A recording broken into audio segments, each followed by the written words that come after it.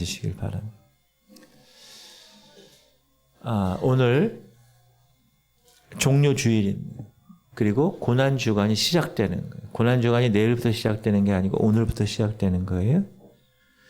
그러니까 오늘 고난주일 첫째 날이고 종료주일입니다. 제가 드린 유인물을 잘 참고하시기를 바랍니다.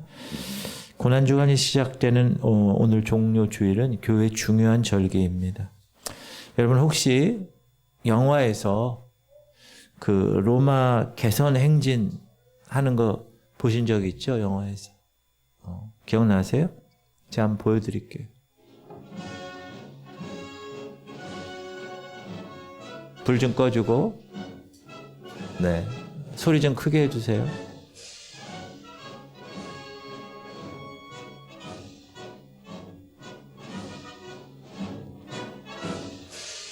더 크게.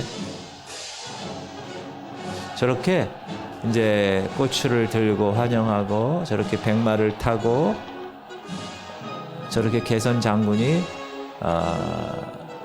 퍼레이드를 합니다.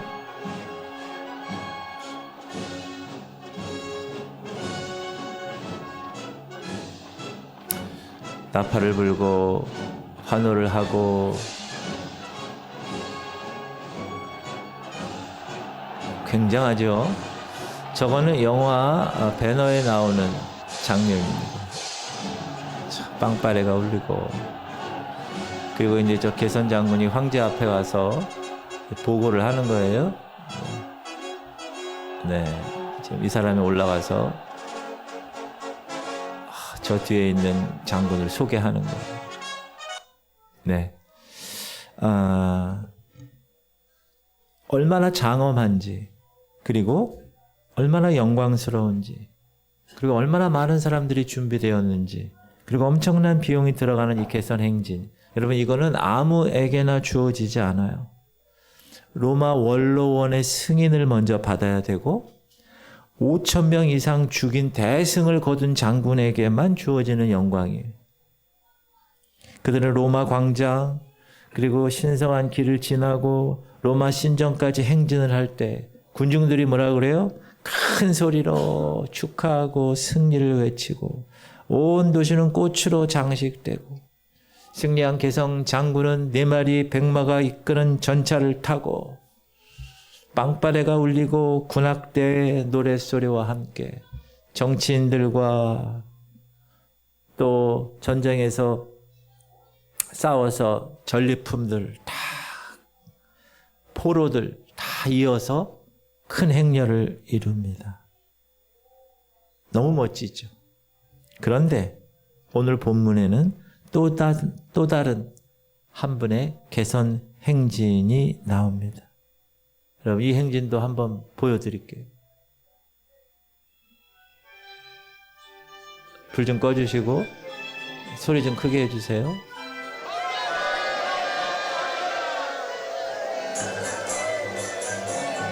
자기의 옷을 벗어서 레드 카펫을 만들고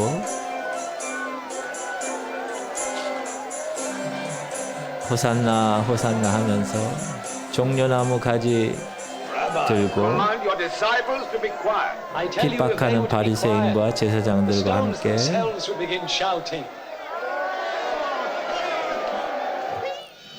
나귀 새끼를 타고 백성들이 환호합니다.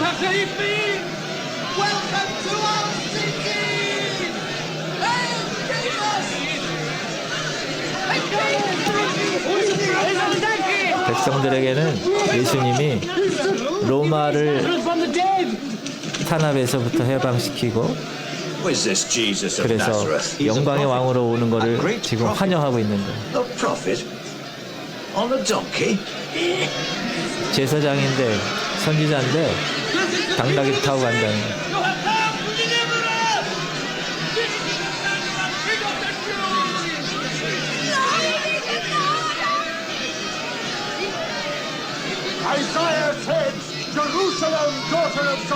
구약에서 저렇게 메시아가 올 거라고 그렇게 예언되어 있으니까 저분들이 저렇게 환영하는 거예요.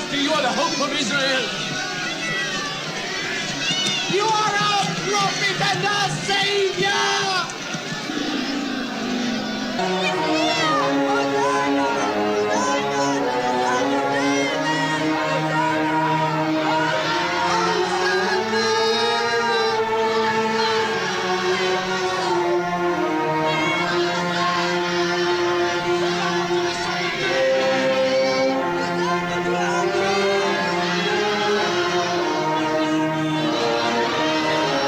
찬송하리로다 주 예수 이름으로 오시는 이여 하고 환영합니다.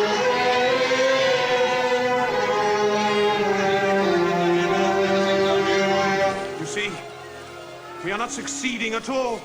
Look, the whole world is following him. 네. 그분은 원래 이스라엘과 온 세상의 왕으로 오신 분입니다. 그분이 태어났을 때 동방 박사들이 뭐라 그래요? 유대인의 왕으로 태어난 분이 어디 계십니까? 우리가 그를 경배하러 왔습니다. 그분은 이 땅에 계시면서 수많은 기적과 이적을 베푸시면서 그 이적을 통해서 그분이 메시아이심을 증명하셨습니다. 그 예수님 앞에서 모든 병자들은 다 나음을 받았고 귀신 들려 고통받은 사람들은 다 깨끗하게 치유가 되었습니다. 예수님이 바람과 바다를 명령하시면 대자연이 말을 들었습니다. 바다야 잠잠하라. 특히 보리떡 5개와 물고기 2마리로 5,000명을 먹이셨을 때 백성들은 열광했습니다. 이야, 이분만 따라가면, 이분이 왕이 되면 우리 배고픔은 해결되겠구나 하며 왕으로 추대하려고 했습니다. 그리고 그 분이 오늘 본문에 예루살렘에 오신 것입니다. 그 근처 베다니에 있었을 때 죽은 지 사흘이나 되는 친구 나사로를 살리셨을 때 백성들은 이야, 저분은 죽음까지도 정복하실 수 있는 진정한 우리의 왕이구나 하고 찬양했습니다. 이렇게 세상적으로는 이 예수 그리스도가 공생의 가운데 클라이막스에 올랐을 때 오늘 예루살렘으로 입성하신 것입니다. 시기도 6월절이에요.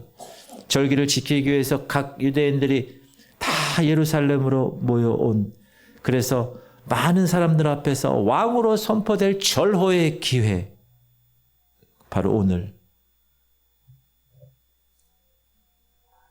백마를 타고 수많은 군인들이 그를 쫓고 환영하며 우리가 첫 번째 본 영상처럼 그런 장면이어야 되지 않습니까? 그런데 우리가 두 번째 영상 본 것처럼 전혀 다른 국가적인 행렬도 아니었고 개선 장군처럼 많은 군중이 모이지도 않고 빵빠레도 없었고 무엇보다 백마가 아닌 나귀, 그것도 새끼 나귀를 타신 모습으로 오셨습니다. 우리는 오늘 전혀 어울리지 않는 두 단어, 그 단어를 통해서 예수 그리스도의 개선 행진 모습을 묘사할 수 있습니다. 나귀 새끼, 왕. 나귀 새끼를 타신 왕. 전혀 어울리지 않는 단어. 그럼 예수님이 예루살렘에 입성하실 때 왜 나귀를 타셨을까요? 그것은 나귀라는 존재가 예수님이 성취하실 하나님의 나라의 특성을 말해주고 있기 때문에 그렇습니다. 그럼 나귀를 타고 예루살렘에 들어가신 주님이 이루실 나라는 도대체 어떤 나라이기에 우리에게 오늘 이렇게 말씀하시는가? 오늘 특별히 고난주간이 시작되는 오늘, 이제 한 주간 고난주간을 보내면서 고난주간 예수 그리스도의 행적을 우리가 한번 따라가 보면서 하나님이 요구하시는 나라, 주님의 나라는 어떤 나라인가 의미를 한번 살펴보기를 원합니다. 첫 번째, 하나님의 나라는 나귀를 타고, 새끼 나귀를 타고 예루살렘에 이루신 그 나라는 겸손으로 이루는 나라라는 거예요. 겸손. 우리 한번 1, 2절을 읽을까요? 시작. 그들이 예루살렘에 가까이 가서 감난산 벳박에 이르렀을 때 예수께서 두 제자를 보내시며 이르시되 너희는 맞은편 마을로 가라. 그리하면 곧 매인 나귀와 나귀 새끼가 함께 있는 것을 보리니 풀어 내게로 끌고 오라. 예수님은 두 제자에게 맞은편 마을에 가서 함께 매어 있는 나귀와 낙이 새끼를 끌고 오라. 한 마리가 아니고 나귀와 나귀 새끼 두 마리를 끌고 왔습니다. 이 말씀은 사복음서에 모두 기록되어 있는데 마가복음에는 이렇게 기록되어 있습니다. 이르시되 너희는 맞은편 마을로 가라. 그리로 들어가면 곧 아직 아무도 타보지 않은 나귀 새끼가 매어 있는 것을 보리니 풀어 끌고 오라. 자, 이렇게 생각할 수 있어요. 예수님 명령에 의해서 나귀 두 마리를 끌고 왔습니다. 근데 예수님은 그 중에서 어려서 아무도 타보지 않은 새끼 나귀를 타신 것입니다. 여러분, 나귀 타보셨어요?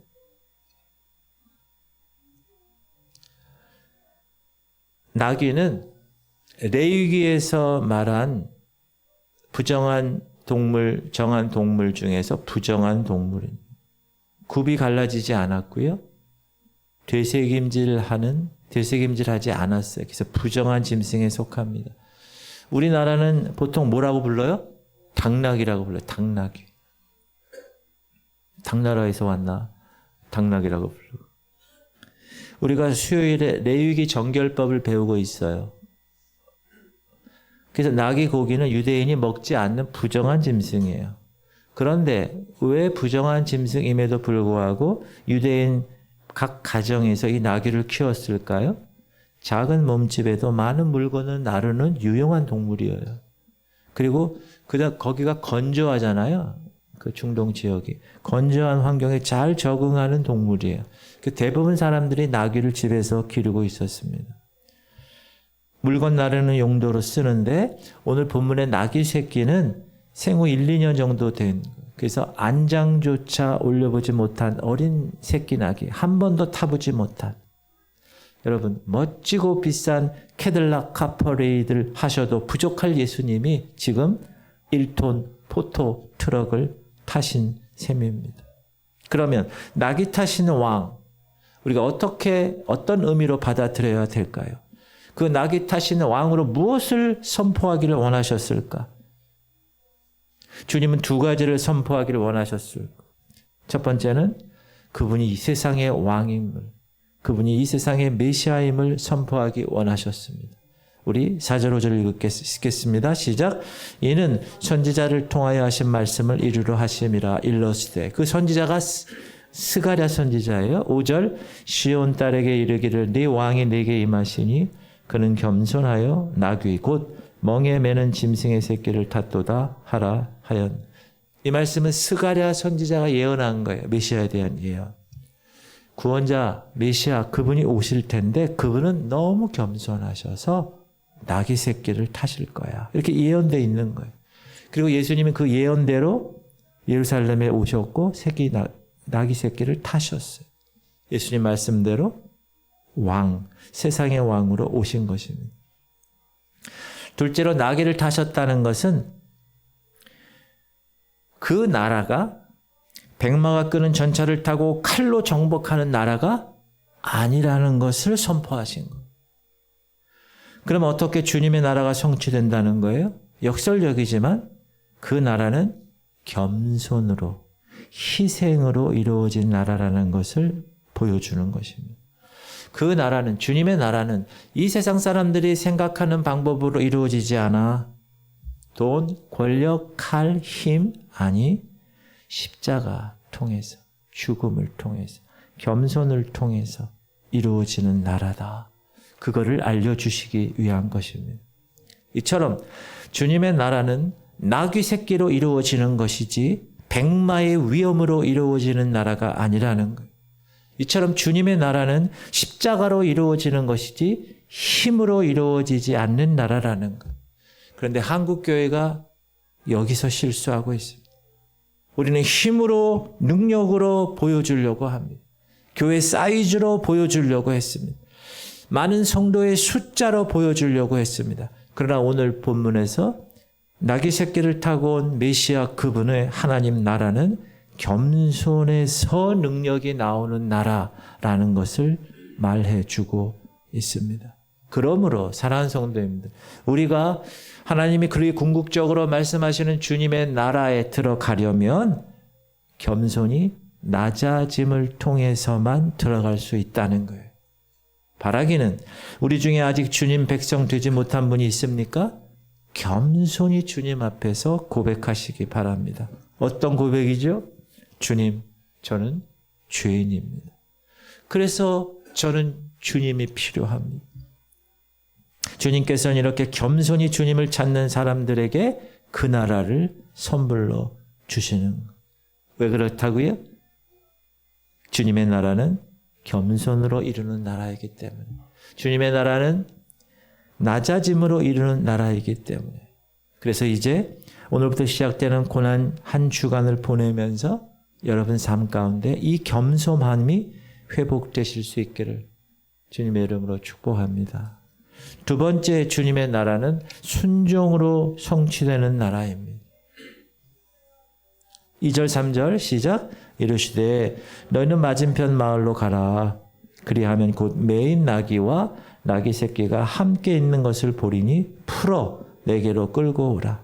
만일 누가 무슨 말을 하거든 주가 쓰시겠다 하라. 그리하면 즉시 보내리라 하시니. 우리는 이 말씀을 통해서 세 존재의 순종을 발견할 수가 있습니다. 먼저 주님의 나라는 고난이 있음을 아시고도 불구하고 이 땅에 오신 아들 예수 그리스도 예수님의 순종으로 시작되었다는 겁니다. 그분은 하나님이세요. 그러나 아버지 하나님이 명령하신 어떤 명령? 죄에 대한 문제를 해결하기 위한, 저와 여러분의 죄에 대한 문제를 해결하기 위한 방법으로 하나님이신 아들 그분이 사람이 되셨고 사람에 의해서 죽임을 당해야 하는 그 나라, 예수 그리스도의 순종으로 이루어졌다. 두 번째는 주님의 나라는 자기 나귀를 순순히 내어주는 나귀 주인의 순종으로 이루어졌습니다. 여러분이 나귀 주인이에요. 아무도 모르는데 누가 와서 나귀 새끼 2마리를 끌고 가요. 여러분 어떻게 하시겠어요? 아니, 왜 끌고 갑니까? 주가 쓰시겠다. 순종한 나귀 주인의 순종. 세 번째는 주님의 나라는 짐을 한 번도 평생 실어보지 못한 어린 나귀 새끼. 그 나귀 새끼가 처음 주인을 태우는 순종으로 이루어졌어요. 이처럼 주님의 나라는 순종으로 이루어진 나라라는 거예요. 저는 나귀 주인이 어떤 마음으로 나귀를 내어주었는지 궁금합니다. 지금으로 말하면 뭐예요? 자동차를 내어준 거예요. 자동차. 여러분 당시 얼마나 가축이 귀했겠어요. 지금도 여러분 저 아프리카나 거기에 뭐 염소 한 마리 보내주는 선교사역 이런 거 있잖아요. 얼마나 가축이 귀하면 그 당시는 얼마나 더 귀했겠어요. 그 나귀 주인이 정말 스가랴 말씀, 자기가 알고 있는 저 구약의 스가랴 말씀 생각나서 야 메시아가 나귀를 탄다는데 아이고 내 나귀였어? 아이고 영광스럽네. 그리고 그런 생각을 가지고 드렸을까? 아니면 그냥 달라고 그러니까 얼떨결에 내어주었을까? 하여간 나귀 주인에게는 전 재산일 수도 있었던 그 나귀 2마리를 내주어서 왕의 행진이 이루어질 수 있게 했다는 순종. 여러분 원래 순종은 다 이해가 되면 보통 합니다. 그러나 이해되지 않을 수도 있을 때 그럼에도 불구하고 행동으로 옮겨지는 것, 그것이 순종입니다. 이것도 중요합니다. 이해가 되든 아니든 순종은 반드시 행동까지 가야 진정한 순종이 되는 거예요. 여러분 아브라함을 보세요. 얼마나 우리가 그 아브라함의 믿음의 위대함을 우리가 공부하고 있습니까? 아브라함은 머리로 이해하지 않았다는 것. 행위로, 순종의 행위로 옮겼다는 것. 그가 본토 친척 아비 집을 떠나라 했을 때 그는 머리로 떠나지 않았어요. 곧바로 순종해서 길을 떠났습니다. 천신만고 끝에 100세에 얻은 아들 하나님께 드리면서 어떻게 될 것인가 생각하지 않고 그는 순종해서 모리아 산에 올라가서 번제로 아이를 드리는 믿음을 행위로 하나님께 순종했다는, 사랑하는 성도님들, 그런 순종의 행위가 아브라함의 위대함을 낳은 것입니다. 이렇게 세상의 왕으로 오신 예수님은 지금도 저와 여러분에게 이 작은 순종을 요구하고 계십니다. 오늘 여러분에게 혹시 순종하지 못하고 메어놓은 2마리의 나귀가 있습니까? 바라기는 고난주간 예수님의 행적을 우리가 일주일 동안 따라가면서 주님의 십자가와 순종을 생각하면서 그 2마리의 나귀를 내어드릴 수 있는 결단을 해보시기를 주님의 이름으로 축복합니다. 왜? 그것을 통해서 주님의 나라가 이루어지기 때문에. 그런 결단이 있기를 바랍니다. 세 번째, 주님의 나라는 충성으로 이루어지는 거예요. 예루살렘의 입성은 비록 나귀를 타셨지만 아까 두 번째 영상 본 것처럼 열기는 대단했습니다. 7절 보니까 나귀와 나귀 새끼를 끌고 와서 자기들의 겉옷을 그 위에 얹음에 예수께서 그 위에 타시니. 앞서 말씀드린 것처럼 예수님께서 타신 나귀는 아직 한 번도 타보지 못한 사람이 아직 안장조차 얹지 않은 새끼 나귀였다. 그래서 사람들이 어떻게 해요? 자신들의 옷을 벗어서 푹신하게 안장을 만들어 주었습니다.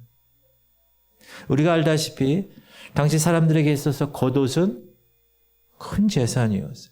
그 중동 지역에서 겉옷은요, 밤에 이불이 되고요, 낮에 햇빛을 가리고요, 얼마나 귀한 건지. 지금은 여러분 옷이 쌓여가지고 아파트마다 그 옷을 버리는 걸 보면은 엄청 많죠. 그러나 이 당시는 옷이 너무 귀했습니다. 그런데 그것을 아낌없이 안장에 덮어드렸고, 8절 보니까 시작. 무리의 대다수는 그들의 겉옷을 길에 펴고 다른 이들은 나뭇가지를 베어 길에 펴고, 더 많은 사람들은 자신의 옷을 나귀에 깔지 못했지만 그 옷을 땅에 깔았습니다. 레드 카펫을 만드는 거예요. 그리고 나뭇가지 잎을 길에 깔았다고 이야기합니다. 요한복음에는 그 나뭇가지가 종려, palm-tree, 종려나무라고 이야기합니다. 시작. 종려나무 가지를 가지고 맞으러 나가 외치되 호산나 찬송하리로다 주의 이름으로 오시는 이 곧 이스라엘의 왕이시여 하더라. 예전에 제가 어렸을 때 이 말씀을 딱 들으면 아유, 나뭇잎 그걸 어떻게 바닥에 깔아가지고 이해가 안 됐어요. 어떻게 작은 잎을 어떻게 깔아? 근데 여러분 열대지방의 종려나무는 야자수 나무잖아요. 여러분 제주도 같은 데 이제 요즘에 있죠. 동남아에. 이 나무는 여러분 쫙 올라가면서 하나씩 이파리가 떨어져요. 근데 이 이파리가 여러분 얼마나 큰지 아세요? 이 나무가, 큰 나무는 30m까지 올라가. 그리고 하나 떨어지는 그 나무는 1m가 넘어요. 그래서 그거를 바닥에 깐 거예요. 옛날 기록에 보면 황제가 행차할 때도 종려나무 이파리를 깔았다 그래요. 지금 뭘 깔아요? 그 카페트를 깔아요, 지금. 자, 이렇게 종려나무 가지를 깔아서 왕의 행진의 분위기를 고조시켰습니다. 9절 읽어볼게요. 앞에서 가고 뒤에서 따르는 무리가 소리 높여 이르되 호산나 다윗의 자손이요 찬송하리로다 주의 이름으로 오시는 이요 가장 높은 곳에서 호산나.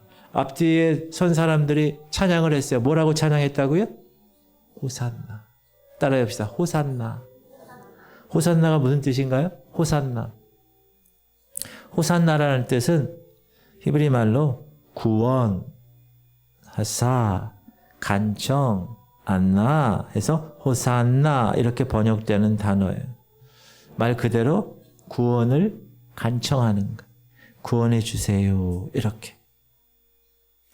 예수님을 예루살렘 입구에서 맞이한 사람들은 예수님을 메시아로 환영하면서 뭐라고 찬양했다고요? 구원해 주세요. Save me, Lord.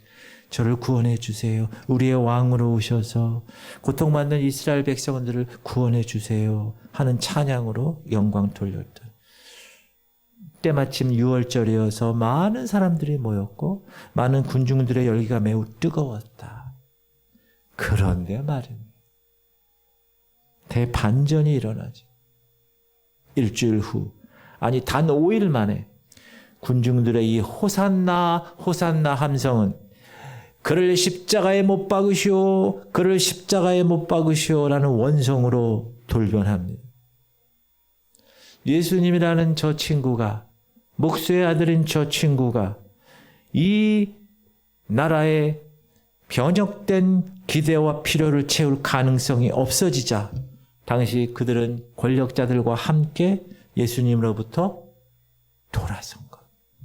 이렇게 환영했던 사람들이 하루아침에 십자가에 못 박으시오, 십자가에 못 박으시오. 그래서 예수님은 이제 고난을 당하시고 십자가에 못 박히시고 돌아가시게 됩니다. 사랑하는 성도님들, 주님의 나라는 그렇게 열광하다가 자신의 기대와 달라지면 곧 돌아서는 사람들이 이루는 나라가 아닙니다. 주님의 나라는 충성스러운 사람들, 변함없는 주님을 따르는 사람들과 함께 세우는 나라인 것을 깨닫기를 주님의 이름으로 축복합니다. 충성. 여러분, 성경에서 충성이라는 단어가 많이 나옵니다. 지금 우리 시대에는 충성이라는 단어를 주로 어디서 많이 쓰죠? 어디서요? 군대에서 어떻게 하셨어요? 충성. 이 뜻은 열심히 최선을 다하겠습니다, 이런 의미로 주로 많이 생각해요. 하지만 충성이라는 단어의 원래 뜻은 뭐냐? 한결같이 믿는다, 이 뜻이에요. 한결같이 믿는다. 우리가 갈라디아서 5장 22절은 어떤 말씀이죠? 성령의 9가지 열매. 시작. 오직 성령의 열매는 사랑과 희락과 화평과 오래 참음과 자비와 양성과 충성과 온유와 절제니 이 같은 것을 금지할 법이 없느니라. 이 영어의 faithfulness, 신실하다는, 한자어로 신실, 이렇게 번역되어 있어요. 고린도전서 4장 2절에도 시작. 그리고 맡은 자들에게 구할 것은 충성이니라. 여기도 faithful, 한결같다는, 믿음직하다는 거예요. 변하지 않는다는 거예요. 올곧하게 간다는 거예요. 충성스러운 제자, 뭐죠? 배신하지 않는다는 거예요. 인내로 끝까지 가는 제자를 말합니다. 이처럼 주님의 나라는 끝까지 충성스럽게 신앙의 길을 지켜가는 사람들과 이루어지는 나라라는 거예요. 오늘 본문처럼 주님께 열광했다가 권세자들 앞에 두려움에 떠는 그런 반역하는 그런 사람들과 세우는 나라가 아닙니다. 주님의 나라는 오직 영광의 자리에만 있겠다고 선포하는 사람들의 나라가 아닙니다. 힘들지만 예수 그리스도의 고난에 동참하는 사람과 이루는 나라입니다. 사랑하는 성도님들, 이번 주간 예수님의 고난과 함께 하루하루 예수님의 행적을 따라가고 그 따라감을 통하여 깨닫는 여러분 되시기를 주님의 이름으로 축복합니다.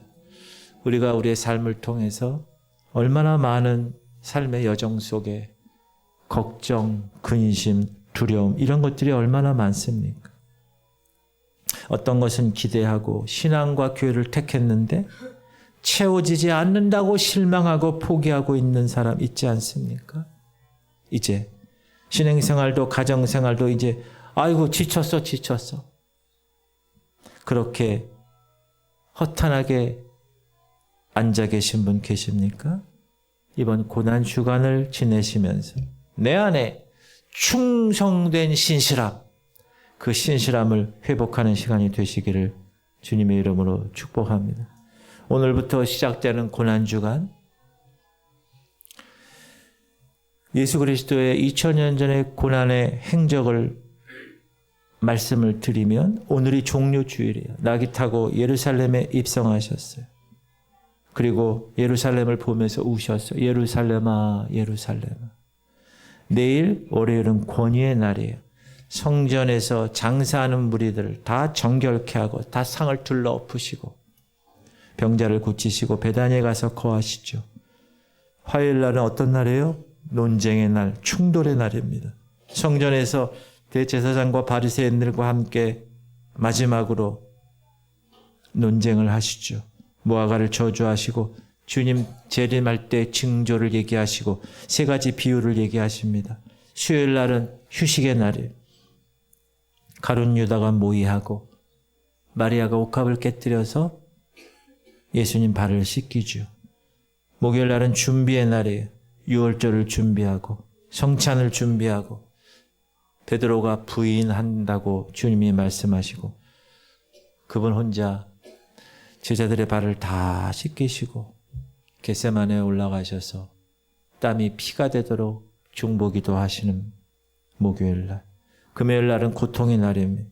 잡혀가시고 베드로가 3번 부인하고 재판받고 고난당하고 드디어 십자가에 못 박히시고 무덤에 장사 지내시고 토요일 날은 무덤에 그냥 계시고 슬픔의 날이죠.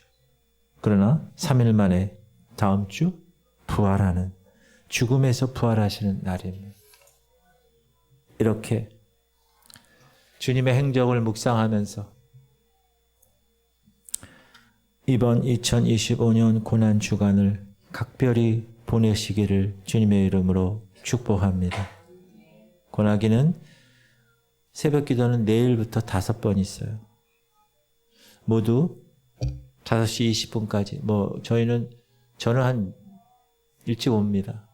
한 4시 50분에 오는데, 먼저 기도하실 분은 기도하시고, 그리고 말씀을 읽고, 먼저 가셔도 되고, 5시 20분에 시간 맞춰서 오셔서 말씀을 듣고 계속 기도하셔도 되고, 교회 못 나오시는 분들, 직장 다니시거나 멀리 계신 분들, 인터넷으로 우리 교회 밴드로 꼭 참석하시길 바랍니다.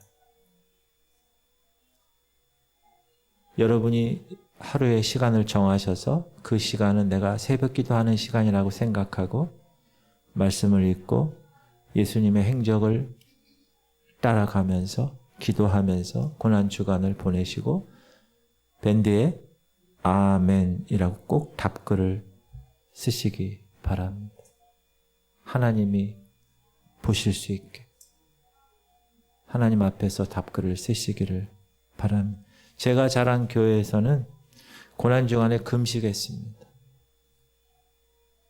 그러나 꼭 밥을 먹지 않는 금식도 금식이지만 여러분이 즐기고 있는 것들 조금 줄이고 그 많은 시간이 있으면 좋겠습니다. 요즘 IT 금식 해볼 만합니다. 카톡까지는 안 볼 수 없겠지만 유튜브나 넷플릭스나 이런 거는 조금 줄이고 안 보는 것 도전해 볼 만한 것이에요. 여러분 좋아하는 것 좀 줄이세요. 먹는 거 좋아하는 사람 조금 드세요. 커피 좋아하는 사람 조금 드세요. 커피 금식. 내가 좋아하는 것들을 이번 한 주간 그리스도 예수를 고난을 생각하면서 금하면서 주님을 묵상하는 한 주간이 되기를 소망합니다. 특별히 금요일 날은 성금요일이 주께서 십자가에 못 박히신 날에 주님이 십자가상에서 몇 시간 계셨어요? 6시간. 몇 시부터? 아침 9시부터 오후 3시까지. 그 시간만이라도 우리가 좋아하는 것 금하면서 주님의 고난에 함께 동참하면 좋겠습니다. 이번 한 주간은 고난주간이고 오늘부터 시작된 이 한 주간 각별한 마음으로 예수 그리스도께서 어떻게 하루하루 살아가셨는가를 살펴보고 그 행적을 쫓아가면서 그렇게 지내시다가 다음 주 부활주일을 맞으시기를 주님의 이름으로 축복합니다. 제가 이렇게 부드럽게 얘기하니까 안 해도 되겠지.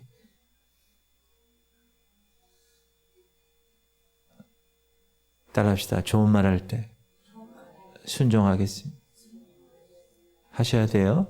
여러분을 위해서 제가 막 강제로도 할 수 있지만 여러분의 존중해서 여러분의 자유의지를 존중해서 제가 이렇게 말씀드리는 권면 드리는 거니까 그렇게 하세요. 여러분의 생명을 위해서 하나님이신 그분이 인간이 되셔서 죽으셨단 말이에요. 그 1년 중에서 한 주간을 내가 하나님의 시간으로 드릴 수 있다. 따라합시다. 그렇게 못하면 배은망덕한 사람이다. 꼭 그렇게 해주시길 바랍니다. 우리 통성으로 기도하겠습니다.